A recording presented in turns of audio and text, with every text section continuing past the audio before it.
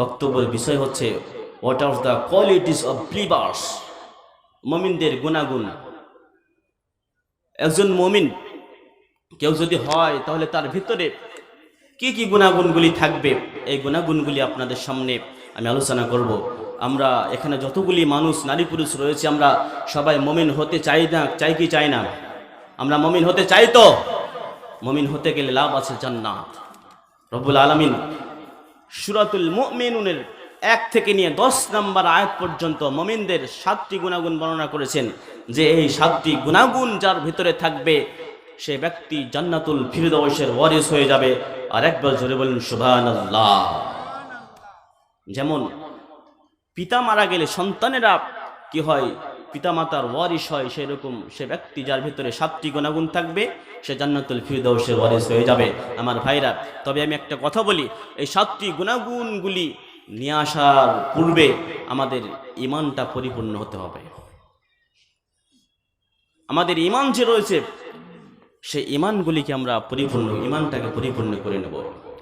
এই জন্য রব্বুল আলামিন কুরআনুল কারীমের মধ্যে বলেন, আফাতুমিনুনা বিবাদিল কিতাবি ওয়া তাকফুরুনা বিবাদ। Do you believe in part of the scripture and disbelieve in part?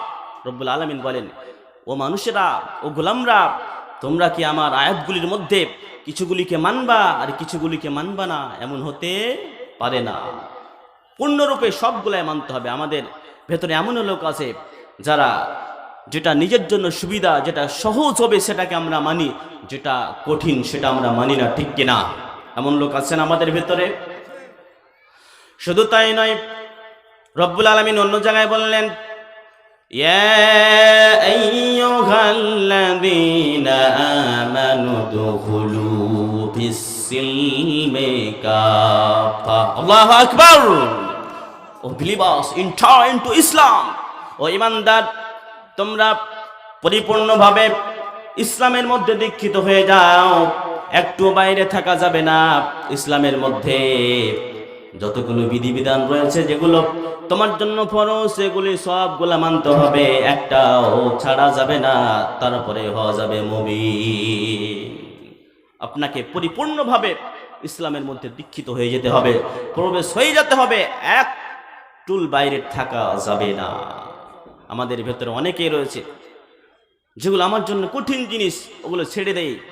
আমরা অনেকে নামাজি যারা রয়েছি, নিজেকে আলেম বলি, অনেক বড় বড় দাড়ি রাখি, এরপরও অনেকের ভেতরে ইসলামের পুঙ্খানুপুঙ্খানু রূপে যেগুলো জিনিস থাকা দরকার সেগুলো থাকে না। আমার ভাইরা, আমাদেরকে প্রত্যেককে, যারা আমরা মুসলমান, মুমিন হতে হবে, পূর্ণরূপে ইসলামের মধ্যে দীক্ষিত হয়ে যেতে হবে। 1 নম্বর, ইসলামে আপনি পরিপূর্ণভাবে দীক্ষিত হলেন। এবার রব্বুল আলামিন কি বললেন? ঈমানটাকে নির্ভেজাল রাখতে হবে।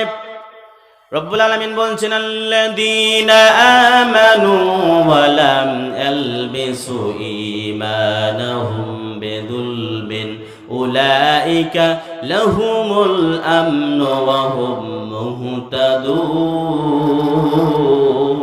মুহতাদুন। আল্লাহু আকবার। রব্বুল আলামিন বলেন, যারা ঈমান এনেছে এবং নিজের ঈমানটাকে জুলুমের সাথে সংমিশ্রণ করে নাই, জুলমি নাই, শিরকিন, ঈমান আনার পরে ঈমানটাকে শিরকের সাথে সংমিশ্রণ করে নাই, শিরক করে নাই, রব্বুল আলামিন বলছেন ওরাই হচ্ছে নিরাপত্তার অধিকারী এবং এরাই হচ্ছে কি হচ্ছে হেদায়েত প্রাপ্ত। এরাই হচ্ছে যারা ঈমান আনার পরে নিজের ঈমানটাকে শিরকের সাথে সংমিশ্রণ করে নাই, ঈমানটাকে পাকা রেখেছে, ঈমানকে নির্ভেজাল করে নাই। আল্লাহ বলছেন এরাই হচ্ছে নিরাপত্তার অধিকারী এবং এরাই হচ্ছে হেদায়েত প্রাপ্ত। আমাদের মুসলমানদের ভিতরে শিরক আছে না নাই? আছে। কথা বলবেন, আমরা মুসলমান, শিরক আমাদের ভিতরে আছে না নাই? আমাদের মুসলমানদের মধ্যে পীর পূজা আছে না নাই? কথা বলবেন আপনার, আছে? আছে। মাজার পূজা, পীর পূজা আছে।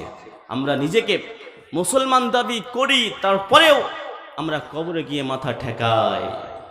আমাদের মুসলমানদের মধ্যে এবং যারা অমুসলিম রয়েছে, যারা দেবতা দেবদেবীর পূজা করে, ওদের মধ্যে কোনো পার্থক্য থাকলো?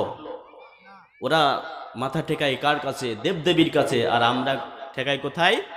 কবরে গিয়ে। তাহলে আমাদের এবং তাদের মধ্যে কোনো পার্থক্য আছে? কোনো পার্থক্য নাই।